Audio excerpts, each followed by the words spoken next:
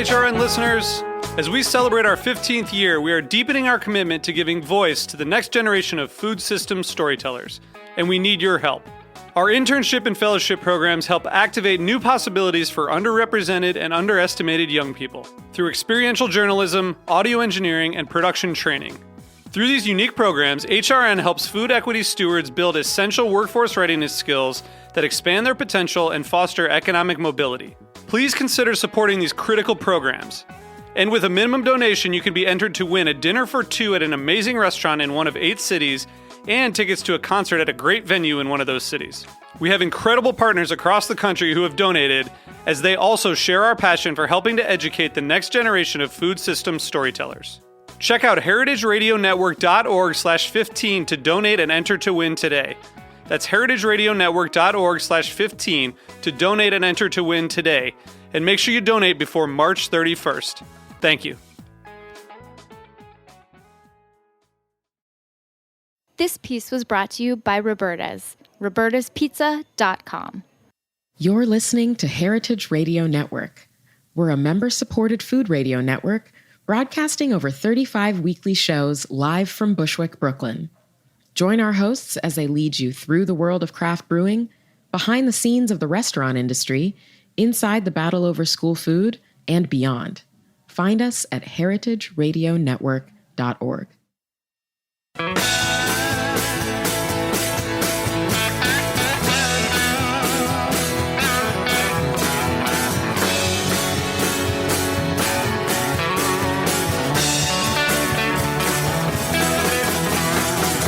Hey, welcome to Beer Sessions Radio on the Heritage Radio Network. Hey, I'm Jimmy Carboni from the Good Beer Seal, and today is Tuesday, May 8th, 2018. And we've got some great guests on the show today. We'll go around the room and introduce them. It was interesting. We got an inquiry from, Coney Island Beer and wanted to talk about Lactose beer, and I honestly didn't know anything about it, but realized I've been drinking those beers for years. So let's go around the room and everyone introduce themselves. Sure. My name is Sean Torres. I'm from Kills Boro Brewing Company. My name is Matt McCall. I'm the head brewer at Coney Island Brewing. I'm Jesse Ferguson, the brewer and distiller at Interboro Spirits and Ales. Great. And big shout out to our hosts and sponsors here, Roberta's Pizza in Bushwick, and thank you to being on the Heritage Radio Network.org. So the title of the show is Getting Weird with Lactose Beers, and my subtitle is From Milk Stouts to Milkshake IPAs. And it's interesting for me, people have hazy IPAs and other beers, and you kind of wonder, what tricks brewers are doing, as we kind of expand from craft into craft and other, products to sell and get new styles. It's very interesting to me. So we're going to have an interesting conversation about that. How about let's start by doing this. Each brewer actually say, the names of and ingredients of a couple of the beers that they've made with lactose, and just kind of school me a little bit on that. Sean, why don't we start with you because we're drinking one of yours. Yeah, so the beer that we're drinking right now is the BIPA, which is short for Breakfast IPA. I can get a little into the ingredients a bit and why it's a breakfast style beer. We have lactose in it, of course. Obviously, it's the show.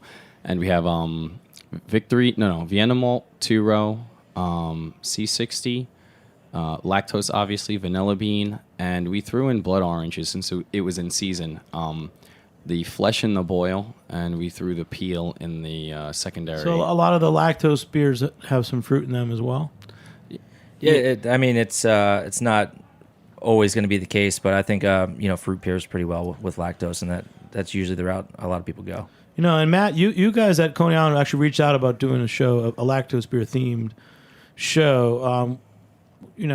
Just tell me more about it. I still don't quite understand everything that's in my beer. Sure, yeah. Lactose beers are gaining a lot of traction right now in the beer world, from kettle soured with lactose to the milk stouts, which go way back. That's one of the original lactose beers, if not the original lactose beer.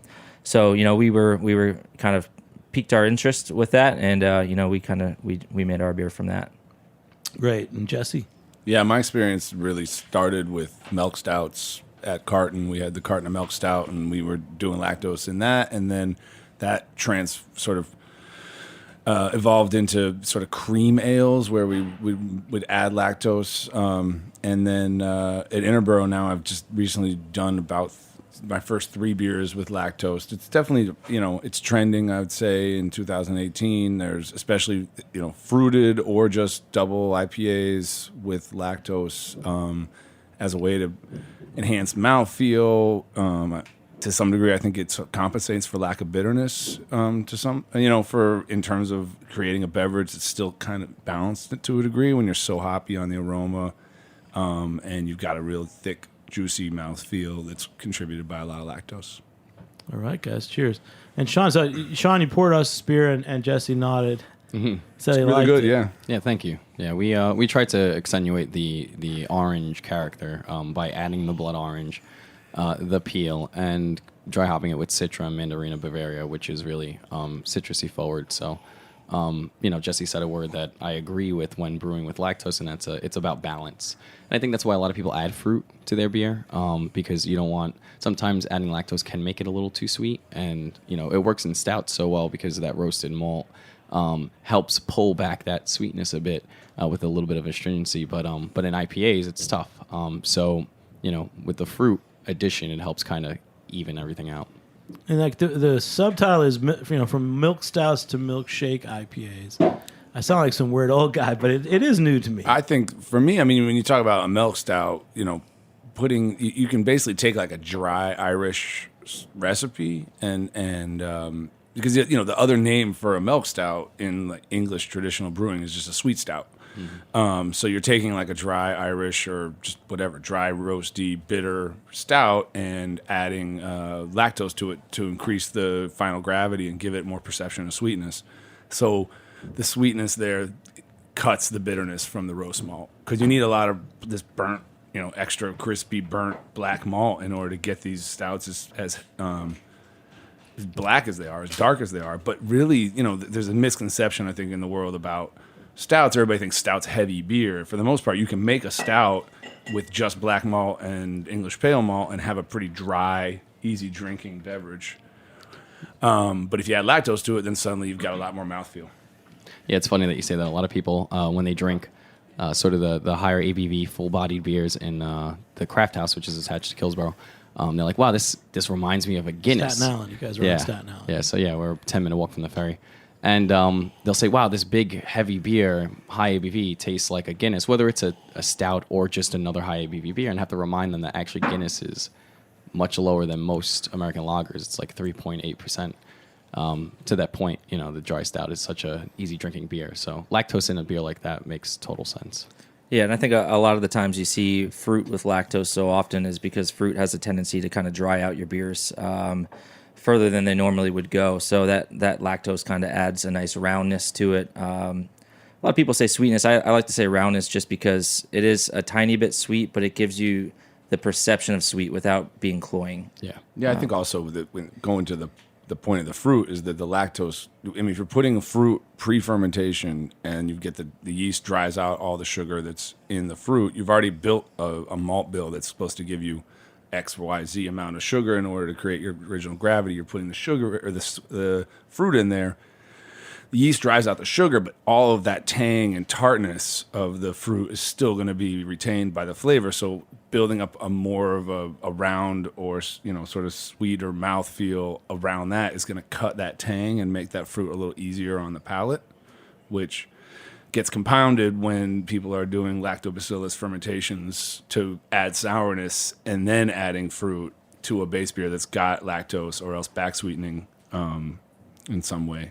So who are some of the craft breweries that were first using lactose to kind of like boost their beer? I know that Tired Hands uses that a lot. Yeah, the Milkshake series, I think with Omnipolo was, in terms of that whole sort of trend, I feel like they were, as far as I know, they were sort of first in terms of, and I don't know when that was, like 3-4 years ago maybe. Yeah, I think Omnipolo kind of started the whole trend.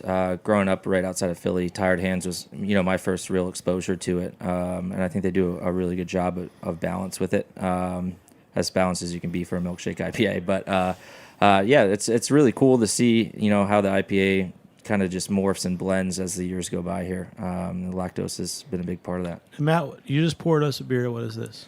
We're going to taste a lot of beers on this show, a little more than usual. Sure, yeah. This is a Cinnamon Toast Kolsch, born in born and bred out of my own brain.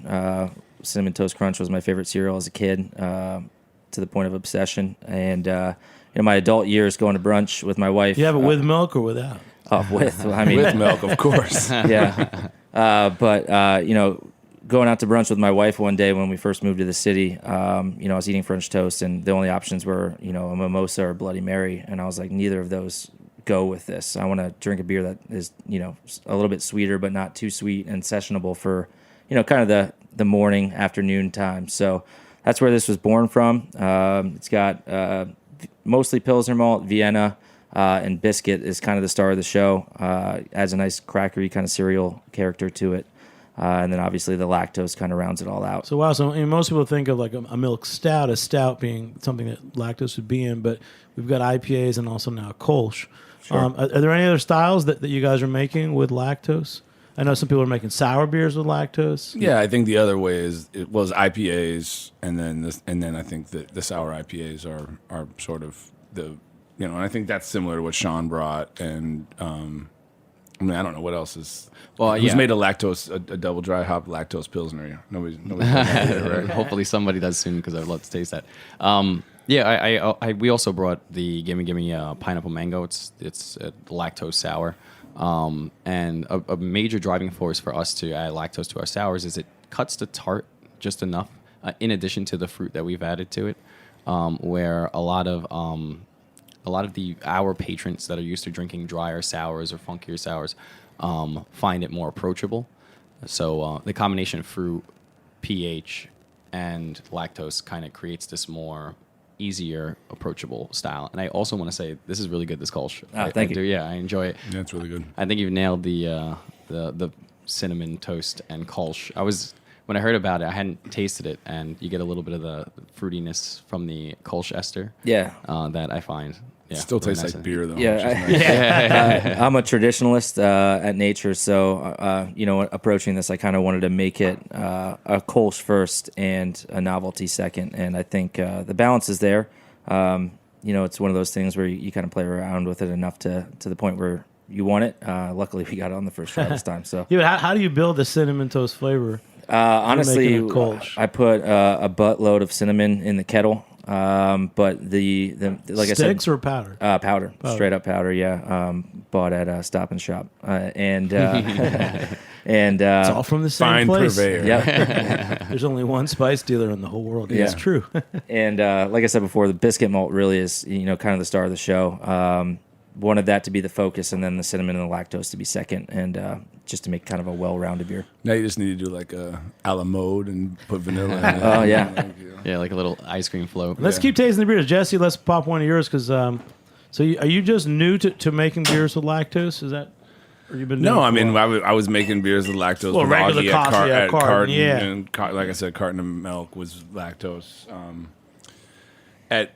At Interboro, it was sort of more... I think a little bit of reluctance to sort of jump in, and also not totally familiarity with the double IPAs with lactose. I did a brew with Finback called what was it called? Fat Mango. It was a collaboration we did, which was mango Sticky rice. Well, it's mango sticky rice. Yeah. It was Basil was like, let's I make got a my mango notes. let's make a mango sticky rice beer. And so we did So you put rice in the mash too? rice in the mash, condensed milk in the kettle, and then mango puree in the fermenter with lactose. And so I don't know. I feel like I'm halfway between old school and new school, and so there's part of me that wanted to like stick to like, sort of like, hey, let's not throw a ton of lactose in the beers just in order to jump on. But at the same time, you make a beer with somebody that you really like, and you're like, all right, cool. Well, I like that beer. Let's see what we can do in our own workshop. So Yeah. this is 108 mics. This is the second beer we did with lactose. This beer was sort of unintentionally lactose added because we had lactose left over from the Yo Play, and I was like, well, if we're gonna make a 10.8% Imperial IPA, let's throw So some that's what lactose this in is. So it's 10 point. 10.8%. And again, it doesn't taste that strong. No, it doesn't. I wouldn't have guessed that it was 10.8. This will knock me out. I mean, okay, let's talk about. So we got lactose, like some of the classic Belgian triples, Belgian beers that are like 10% made with candied sugar. Yeah, this definitely had other sugars added as well. So it was, it was lactose plus dextrose plus glucose solids. I mean, you're just sort of dumping. But can you think like candied sugar and the classic Belgian strong beers and lactose? I mean, they're all kind of mimic each other. I mean, no. Candied sugar is gonna just dry a beer out completely. Like when you're putting simple sugars in, whether it's candied sugar, dextrose, table sugar, or whatever, just sucrose in any form. Yeast is just going to go to town on it and consume it all. And then you get the 10%. Yeah, that's how you bump the alcohol up. But it's all like so like we used to call, who is it? Greg from Threes used to call dextrose IPA mix because it was like, all right, it helped you bring the gravity, the terminal gravity lower, right? So if you were trying to go for a high alcohol beer and you wanted it to dry out more than if you just did pure malt, you add sugar, dextrose, fermentable sugar, any kind. And you can get the alcohol and still finish where your terminal gravity might have been had you just done an 8% beer versus a 10% beer, which is what I would say all through the last 10 years up until sort of a couple years ago when people started wanting sweeter and sweeter beers, where IPAs were. And so your classic sort of West Coast IPA was definitely a dextrose. I mean, Pliny, everybody used to talk about Pliny as like the dextrose added in order to get the terminal gravity low enough, stay super dry. Bitterness was higher then, right? Now bitterness is totally mellowed off. Hop aroma is what people are looking for. And so mouthfeel from sweetness is what's appealing to people. So that's how you end up, I think, in like a place where terminal gravity of 4, 5, which is probably 2 points higher than what most people would have been looking for in an IPA 5 years ago. But the aromas are off the chart, and then you're putting in fruit purees, whether it be pre or post fermentation, in order to accentuate just fruit. I mean, we talk about milkshake, smoothie. I mean, what are the synonyms that people are using in order to describe their sort of hoppy, sour, fruity beers, which is where we're sort of at this point, I think, in 2018. And so you're just sort of, to some degree, you're like, well, this is. People, like, I just came back from the Brewers Conference. Everybody's like, well, why is everybody making hazy beer? Why is everybody making hazy beer? People need to lay off the hazy beer. And it's like, well, we're not. We make it, but the consumers are driving it, right? Mm-hmm. Like, you make it and people buy it. So if I made a 2005 Green Flash cologne right now, it would probably sit on my tap room for 6 months, So it's funny that you mention that too, and because out of our most recent IPAs, the clearest IPA moved the slowest, and people are looking for that sort of, again, hazy, juicy experience. But yeah. Well, guys, hold on a second. We're gonna take a short break. I lost my meat, but anyways, we're back in a few minutes on Beer Sessions Radio. All right.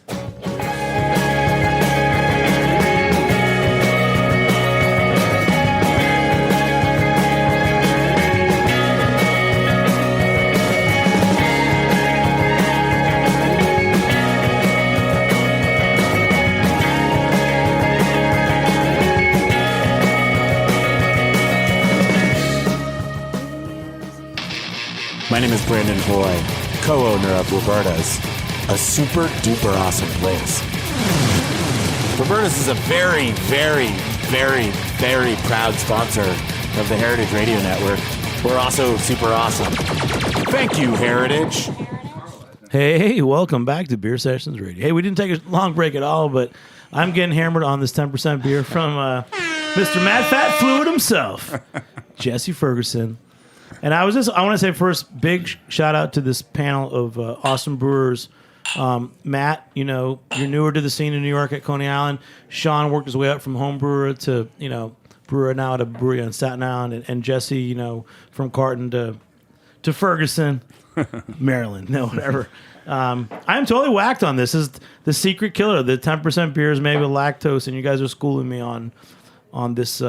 What's going on? But I did reference, candied sugar and classic Belgians too, because the same thing is like getting the alcohol at 10% and people enjoying it and not realizing they're drinking a 10% beer. I mean, there's good beers at 10% that I might drink like a 6% beer. So yeah, I think a lot of it's about deception, right? Like you're trying to make something strong enough that people don't realize they're getting themselves all whacked. Right. So. And it's also people will come into the bar and say, give me your strongest beer. So for us, sometimes getting to that point in the past, having a high ABV beer can be drying or can have a little bit of alcohol warmth. And the experience could be a turn-off if you just focus on alcohol. But adding these things like lactose or even the Belgian candy syrups helps, again, cut that burn and that dryness. Jesse, do you have the Yoplait beer too? Yeah. Let's try to taste that one. Let's taste that one next. And Matt, for you, over at Coney Island Beer, is that an experimental brewery? I mean, you guys are what, 10 barrel system and yeah, I mean my Coney Island. Yeah, it's 10 barrel system. My main role is to brew new and different things. Tying into the Coney Island culture of being wacky and kind of off the wall. That's usually where I try to focus my creativity, make things that are different and weird. If you talk to any German resident or brewer, especially brewer, and said that I added lactose to a Kolsch, they'd probably die right away. Let's just keel over and die. They just sue you. You're not allowed to do that. But I do so with respect. I try to keep things wacky and creative without straying too far from the path. I think that's a really important thing to kind of pay homage to the beers that the way they were meant to be. But I think it's also tying into what Jesse said earlier. It's part of innovation, and it truly is consumer based business that we're in. So it's if the consumer wants crazy lactose beers and IPAs, we'll make them. But I think having a whole spectrum of those things is important. Having some classic styles, having some crazy styles, and that's kind of what we do down at Coney Island. And also, I know that these two guys do here as well. Well, it's always about change. I mean, 10 years ago, I remember getting presented with, we have an Imperial IPA on draft, and why don't you also serve that in cask the same night? That sounded crazy then, but that didn't last. And Jesse, this next beer, Yoplait. Yeah, so this was a collaboration with Bunker out of Maine, and I'd gone up to Maine and made a Imperial Stout with blueberries and maple, fresh, like this year's maple syrup. Creston and Bunker. Right? Yeah, Creston, yeah. Hey, Creston. And what up, man? He's really he is listening. Yeah. So we were gonna we're gonna reciprocate, have you come down, we'll brew something. I was like, well, let's brew a sour IPA with the same ingredients, since that's sort of what's happening in New York right now, to some degree. So he brought down, I think it was 200 pounds of blueberries and 10 gallons, so that's like 120 pounds of maple syrup. Truck, right? No, almost. He called me the last minute. He's like, actually, this isn't going to fit in my truck. We're going to have to ship it. And then what we did was we pulled like a third of the wort pre-boil and then pitched lactobacillus into that, let that sour, then pasteurize that. Meanwhile, we had the other 2/3 fermenting with brewer's yeast, and then we pasteurized the lactobacillus, so that's what's the kettle sour, the classic kettle sour flavor. So we made like a very lactic acid forward portion of the beer, fermented it with brewer's yeast, and then when they were both done, blended it back into what we have here. So this ended up being a partially soured, partially kettle soured, blueberry and maple double dry hopped IPA, which we sold it as like the part of the Breakfast Champions series. So it's the same idea where it's going for like, it's funny because yours is the French toast and like yours is like the Bippa. And I think yours what's that? I think yours is more like if you have pancakes with fruit and maple syrup on it. That's kind of what I get out of it. Yeah. But it's not cloying though. It's not sweet. The sweetness didn't come through as much as, this is where I wanted it to be. I feel like in terms of the style at this point, if this is a new style that I feel like, and there are some forerunners of the style, they're sweeter than this, right? Like they've got a terminal gravity or a perceptual sweetness that's way higher than this. So this one finished pretty dry, and which is where I wanted it to be. I like this one. I like to finish this dry. Yeah, I like dry beer. You could talk to the guys who work for me. It's like I like dry and bitter. Like it's hard for me to purposely make sweet beer because I just can't drink a lot of sweet beer, and I like to drink Yeah, dry this beer. is one that finishes dry. And Sean, for you, as a brewer, you guys are always learning. I mean, I can't believe it, the different ingredients that are being used and collaborations. Yeah, it's for us, especially being new and also using a direct fire system with no HLT, we use 2 hot water on demand heaters. We have to be really scrappy with when we brew our beers. And it's forced us to sort of want to play around with these more modern styles because it's like, well, how do we make it work in the absence of certain equipment? And and it's funny, just to backtrack a little bit with the Yo Play. I'm assuming that's a play on the yogurt Yo Play. Yeah, so the idea was like you were gonna, the label and everything was meant to be, it's the Dannon label, but it's Yo Play is the name, right? Yeah, so it's like I'm just waiting for the cease and desist. At this point, so. Lactobacillus. You brought it up. I didn't bring it Yeah, up. no, that's a funny that's thing. it. We joked about how we were gonna like claim that we just used yogurt to but I would never. I've had too many bad experiences Doing that. with not yogurt, but with trying to do like grain. Where you just throw a pound of grain into sour a Yeah. batch. Where Yes, it's too many undeterminables. yeah, so I there's order variables like you have no fresh control. pitches of lactobacillus from Yeast Labs, where I know it's pure, and I Yeah. put it in a fermenter and I let it, Yeah. sit there. I'm hesitant to even do it at the kettle at this point because I've heard stories about stuff coming back down the stack, and that's what infects things. Yeah, and we have to make sure we take serious precautions because we kettle sour our beers, and for those same reasons, we pre-acidify our wort to make sure that certain nasties aren't growing. We don't get any butyric acid in our kettles. Yeah, you got to dump it. I mean, the exactly. whole time I was You're making this worried. beer, I kept telling everybody, Creston and my whole brew team, like if that 7 barrels gets anywhere sulfur or butyric, we're just dumping it, and then we've got a blueberry maple double IPA. Yeah, exactly. Well, that's actually a good way of looking at it. Yeah. That's how we'll have it. You Yeah. know. I will say, I eat yogurt every morning, and there is a sort of tartness, especially for yogurt that might, have sat in your fridge for like a week, and you get that sensation on this, and I like that. So it kind of, the name and kind of tying it in with the yogurt thing, it actually works really well. Thank you. It's really well done, man. Thanks. Really well done. And I like the dry finish, Jesse. I'm a big fan of your beers. Thank you. Agreed. Yeah. So what else is new with you? I haven't seen you in a while. I'm going to jump back to Jesse.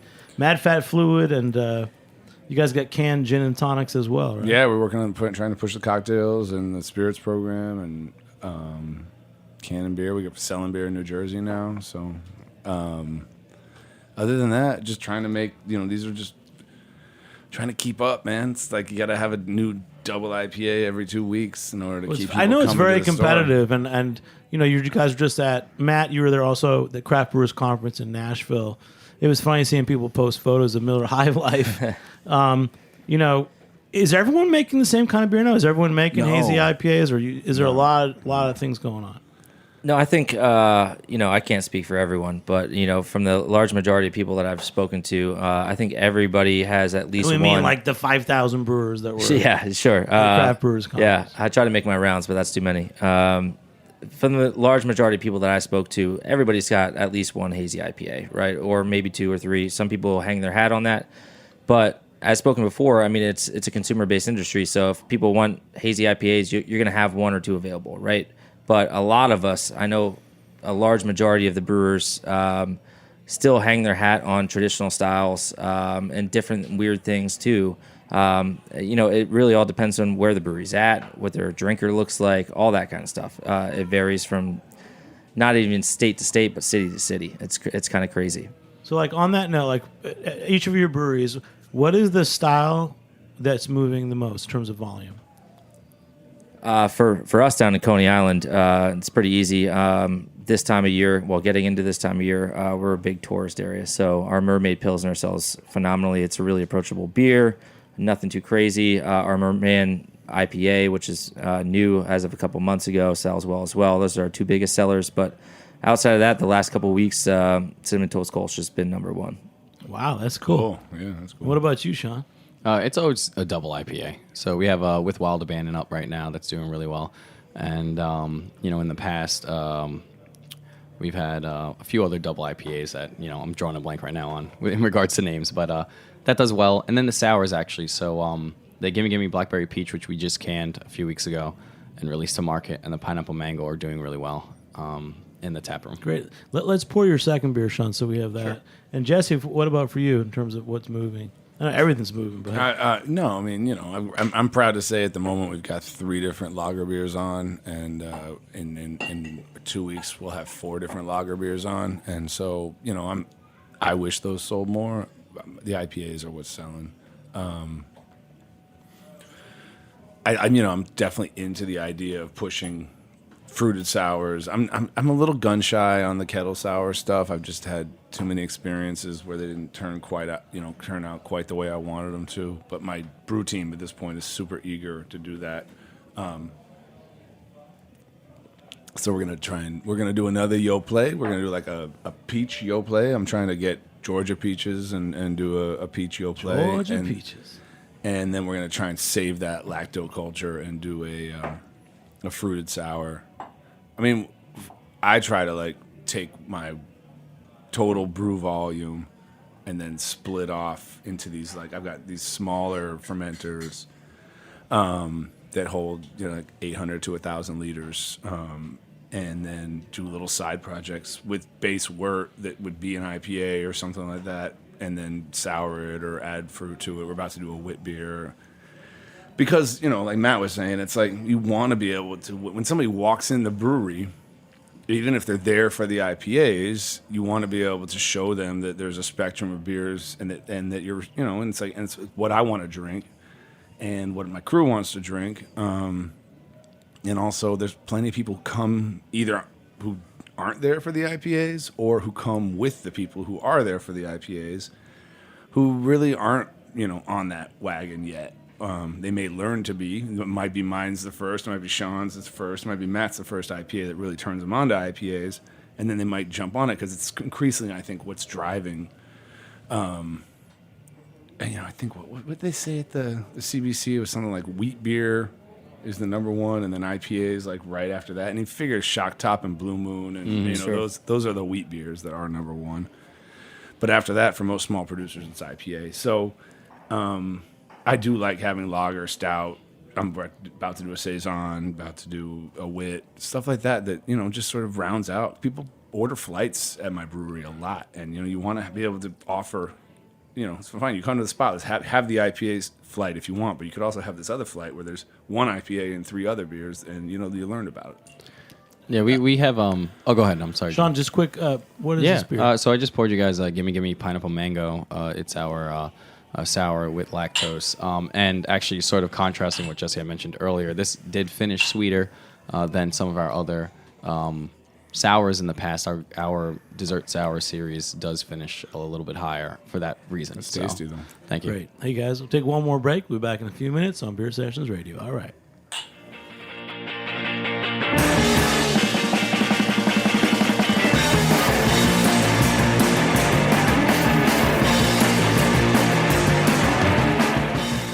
Hey, like what you hear? Heritage Radio Network has plenty more. With fresh programming every week, we've got something for everyone. Trying to start your own food business? Concerned about where your food comes from? Looking for the best wine or beer to bring to a party?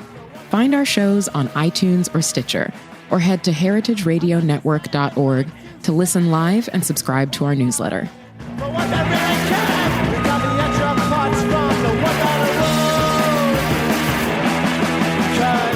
Hey, welcome back to Beer Sessions Radio on the heritageradionetwork.org. Check us out, heritageradionetwork.org, become a member. And that's all we're going to say about it. So we love this network. We love being in the back of Roberta's Pizza in Bushwick.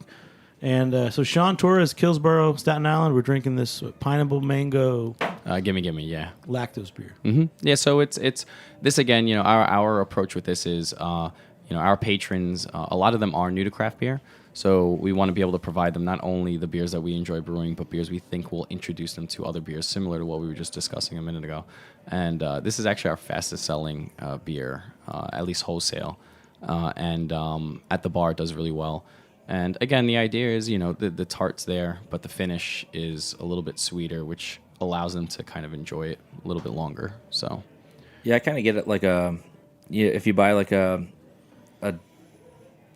tub of pineapple from the store that's already cored and peeled, and you eat it with a fork. The juice that's left at the bottom, that's kind of what I get here. Yeah. And it's really good. Yeah, and the mangoes, like when we do these fruited sours, we try to pick one loud fruit and a subtle fruit.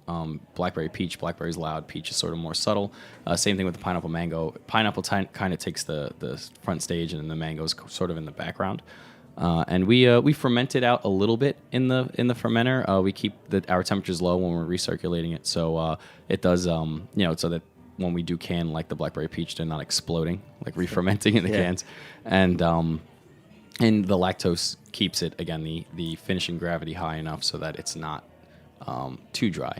We have a few sours on tap right now that finish dry, and that's a preference of mine, usually. But again, it's a gateway beer for a lot of people. Well, I've got a couple of friends who'd made mango beers that ended up being disasters because the mango, when it fermented out, was just so bitter.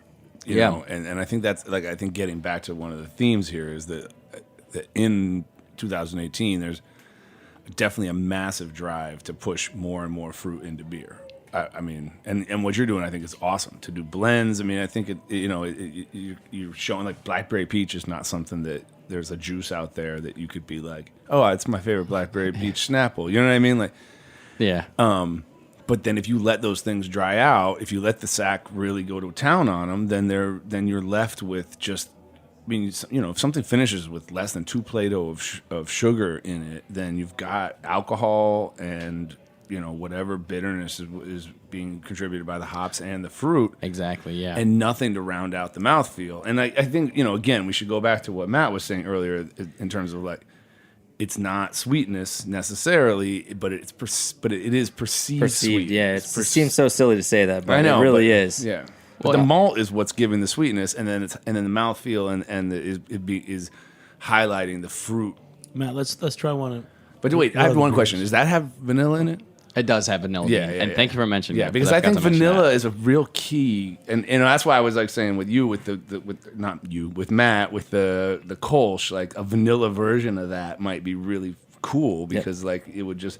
Vanilla makes all these flavors pop that much more in a lot of cases. It's like a bonding agent. It really pulls them together.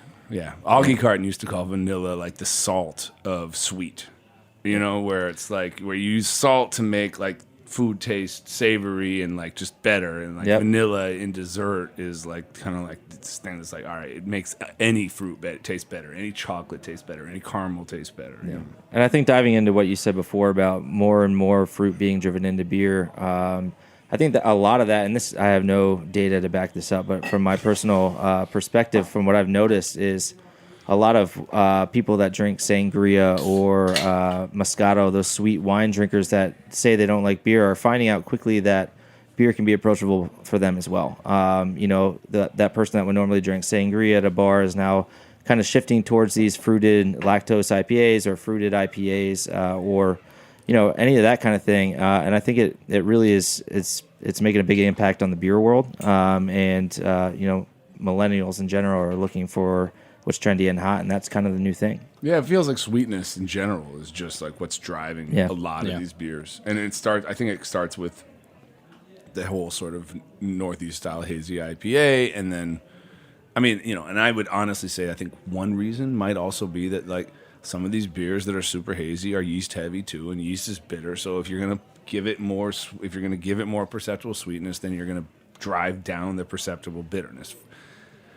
But that could also just be hop bitterness too. I mean, it doesn't have to be hop, yeast bitterness, but there is this, glaring elephant in the room that these beers are all hazy, and so there is, for the most part, and I know there's people who would take issue with me saying there's yeast still in the beers, but for the most part, there's still yeast in the beers. But for the flavors you're talking about, does that beer have to be hazy? No, absolutely not. Matt's beer is totally not. Kolsch it's got. I mean, for a Kolsch, it's insanely hazy, but but for compared to an IPA, it's not hazy at all. And I think lactose doesn't really add much haze to beer. I don't think lactose adds any. Yeah, haze. so I don't think lactose beers need to be hazy. They tend to be hazy based off of the styles that have become popular, but you could, like Jesse joked about before, you could put lactose in a Pilsner. And it wouldn't be hazy. Well, and like the coffee, the carton all the Regular different coffee coffee, varieties, yeah. but the regular coffee that was Regular milk? that was Yeah. regular, that was right. crystal clear. You know, what I mean, it was a 11% cream ale, which meant it was basically 100% Pilsner malt, and then lactose and tons of coffee. Yeah, I think visuals are important for when you're designing a beer and brewing a beer, and it just so happens that the haziness, for whatever reason, to most consumers connotes this sort of juicy, sweet Flavor, yeah, experience, yeah, yeah. and Good that's point, Sean. and that's fine. I've heard a lot of brewers vent about the fact that they're forced to brew particular styles, and my response to them is always make it your own. Yep. If that's what your consumers are buying, and that's what's driving your business to continue brewing beer, that's okay. Just find a way to make it your own, and you'll love brewing those styles again. So And I think it's twofold too, and it ties into what you said about perception. Number one, obviously, the hazy beers are the thing right now. So when I made the cinnamon toast Kolsch, I was originally going to filter it, make it crystal clear like a regular Kolsch, but it was twofold. Number one, I knew people like hazy beers, but actually more importantly, I knew that it's a cereal beer. I mean, that's what I was going after, right? So I kind of wanted to leave that impression of milk at the bottom of the bowl, and you can't get that with crystal clear beer. That was my main driver behind not filtering it, but perception's huge, and the way you look at a beer, I mean, you see things before you taste them, and 70%. When I was a kid, I had my cereal dry. I would only eat it with chocolate milk. Don't tell my son that, because I can barely get him to put milk in his cereal, but don't let him put chocolate milk in it. You guys, this show's blowing my mind. Talk about different styles and sugars and stuff. It's pretty wild. I mean, I think, Jesse, you actually had the quote of the show, and I'm just going to say it so we can post it online. But you said 2018 is what? It's the massive drive to put fruit in a beer. It sounds like you're going to be the keynote speaker at Craft Brewers Conference next year. No. Is that the kind of stuff they talk about at the conference? Or this is just what your takeaway is from what you're doing? They talk about a ton of things. And I think one of the coolest things that ties into what we talked about earlier, I was at a dry hopping seminar. Which I missed that one, yeah. Yeah, I expected it to be all about how to make your beers super dank and, all these things, but it wasn't. It was more about what appropriate levels of dry hopping are, the bell curve that, happens with the amount of hops you put in. Some breweries are using like 11 pounds per barrel. But anyway, the coolest thing I took away from it is there was a gentleman from Belgium who was part of this, and he was talking about what he brews for his brewers, and it's become one of their most popular beers is a sessionable beer that is like 3%. Yeah. And I'm curious to see kind of where the American version of this goes to, but it just goes to show you what trends do. And the beer world is a very trendy world. And in Belgium, at his brewery, his top-selling beer is 3%, and they originally had only brewed it for them to drink, which I thought was crazy. beer is fashionable now. That's really what it is, and I think that's the reason why its trends are driving, sales. Which is, again, there's, like I mentioned earlier, there's not really anything wrong with that necessarily, but especially in New York City, which is fashion-forward, capital of the world, trends and sort of placating your consumer is something that you have to take into consideration. Hey, I'd be more than happy to come back and do a show, all about Pilsner and lager, and just bring cans of Pilsner and lager and talk about how drinkable it is. And We're doing it, Justin. I think Justin, the end of June. How about that? And how subtle, and how it's like almost impossible to tell them apart. And you know what David I mean? likes that too. David wants a Pilsner. I think that where we're at right now with these lactose beers and these fruited lactose beers is we're definitely at one of the extreme ends of the amount of flavor you can possibly put into. It's kind of like the Roman Empire, the decay and leading to decadence. Don't try and make it sound like. It's like it's not necessarily. Soon the empire will collapse. But that makes it sound moral. You know what I mean? Like, and it's not a moral thing. It's just taste. It's just beer. So I try to. Even when I'm sound like a snob about Pilsner, I'm like, well, it's just beer. There's no, what are you gonna do? It's like we were out talking to Brandon, like, what are you gonna drink, Bud or Miller? Like they both taste good in the right place at the right time. So. Yeah. And our second highest selling beer right now is a Kolsch, which is our sort of quote unquote Pilsner right now because we don't have the tanks to lager and spend that amount of time lagering a beer. So, I think there is a sway. There is that really light and sort of complexity back and forth going on. Yeah, I think Matt's on the spot. No, I think that that's true. It rings true 100%. I think most brewers will tell you that they'd rather drink a Pilsner or a traditional style. But also with that, without change comes death, right? And I think it's important. I learned pretty quickly that you can get out talked about IPAs and things like that from just a general drinker these days if you don't do your homework. And while we may not have grown up on that and that kind of thing, if you don't stay with the times, you're gonna be dead in the water pretty quick. So what I find interesting too is when I'm brewing, I order the Kolsch or order the cream ale, something light.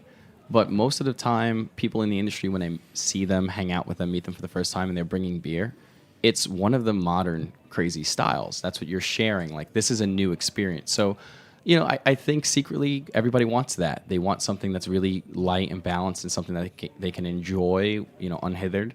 And the other part of it is sometimes you just want to be smacked in the face with something different. And my historical perspective is that whatever you guys think is new 500 years ago, we don't even know what they were making. And they were probably putting together crazier combinations than you have any idea. Jesse, what are we drinking right now? This one's pretty cool. Oh, this is the Intoxicated Demons. This was canned today. This is canned like 3 hours ago. So it's a dry finish. Yeah, it's got a dry finish. It has lactose in it, but it's 10% alcohol, so it probably doesn't have enough lactose in it to be as sweet as people want it to be. But it's Citra, Vic's Secret, Enigma, and there's Denali in there too, and lactose. And then we actually we double dry hopped it, and then we put hop oils in it in addition, and recirculated hop oils. From is that a new thing, hop oils? I think hop oils, like extracted hop oils, or I don't know. Hop oils have been around forever. It's just like the lupulin pellets. Like that stuff's been around forever, actually. And what's happening is because people are trying to figure out how to put more and more hops in, the hop companies are responding by saying, "Here we have all these products. Which one do you like?" You know what I mean? So it's like whether you want extract oils, CO2 oils, vacuum distilled oils, sort of the T45 hop instead of the T95 hop. I mean, so basically taking like the lupulin powder movement is sort of like saying like, well, we'll take although it's different than what I'm describing, but it's basically saying like, we'll take the pulverized hop and we'll pack it into a less compact pellet. And so it'll dissolve faster in your beer. Although the cryo stuff is technically what they're claiming is that it's more of then they're technically claiming it has a higher oil content, so it's less vegetal matter and more. So I mean, we use a ton of it, and so. But yeah, I think all brewers are just trying to figure out how to get more hops into their beer. I think that's said perfectly. I think a lot of it goes into, we've never really had a reason to kind of investigate further what a hop can do. I mean, you look at it like kind of like the gas engine, right? I mean, they invented the car. It was great.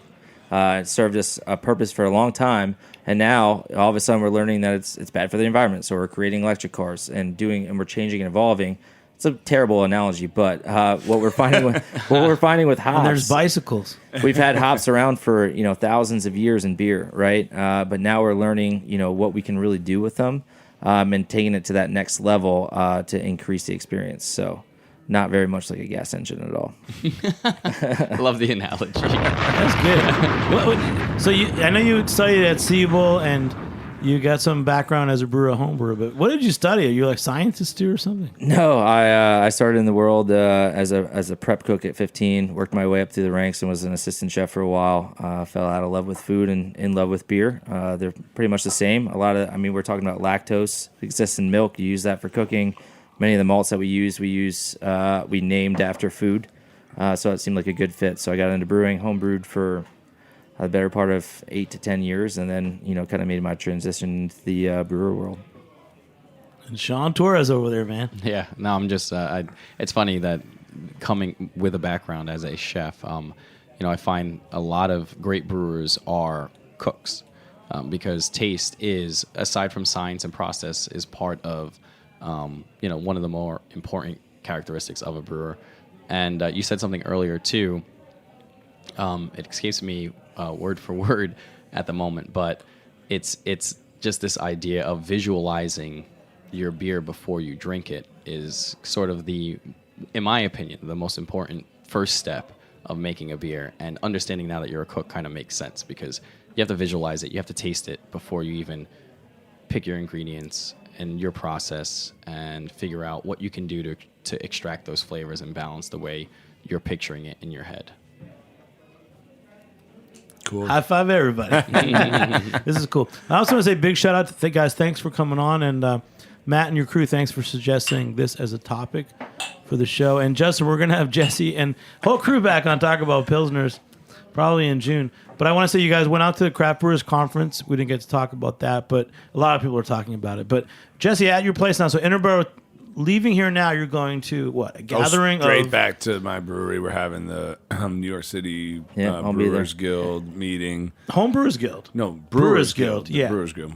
And then after that's industry night. But so the New York City Brewers Guild, you guys are really that active. So was it we meet every monthly. month? We meet monthly. You're rotating amongst breweries. Yeah, and we have the idea being that it's a guild, right? It's an organization that's a non-for-profit that is designed in order to solve problems on to provide sort of whatever the word for it is, like mass negotiating skill power or whatever, so that we can tackle any kind of issues as a group. But I think primarily the New York City Brewers Guild is a marketing engine, right? So that we can try and push forward New York City beer and New York City Beer Week, and sort of promote all the breweries that are involved and raise each other up.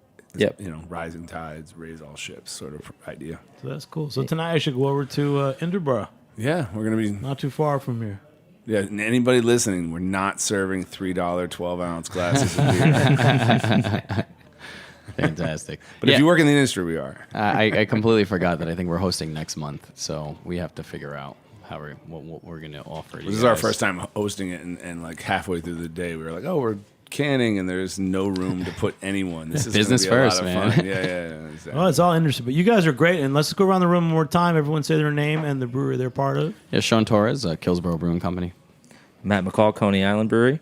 Jesse Ferguson, Interboro Spirits and Ales. I want to thank you guys for coming out. This is actually in our 9th year of Beer Sessions Radio. Big thanks to all of you, brewers and bar guys and industry and Heritage Radio Network for keeping us going. Thanks, Jimmy. It's your show, and thanks for having us. Let's keep it going. And big shout out to engineer David Tadashore, producer Justin Kennedy. I'm Jimmy Carboni. Thanks for joining us. Catch you next time on Beer Sessions Radio. All right. Yeah, all right. Cheers.